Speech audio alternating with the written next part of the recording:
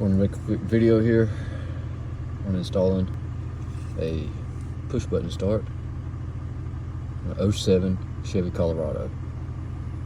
No resistor, just switches. What you're going to do, you're going to take your yellow, which is your 4.3 volts on mine. It could be a little different on yours. You take that yellow, the white, and your blue with white, and you run them down to a toggle.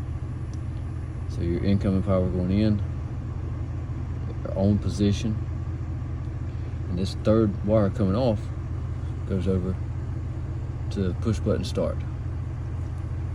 Comes out of the push button start, goes over to this red with white stripe. So all you're doing is on this here, when you switch it over, you turn that on, that's just putting your key in and turning your ignition on to the run position. Here's your accessory for your ignition.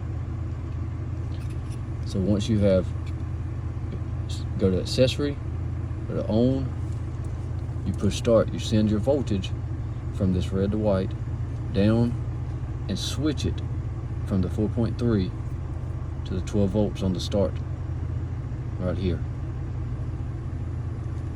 And your truck will crank and will run.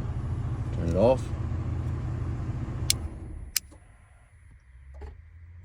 To start it.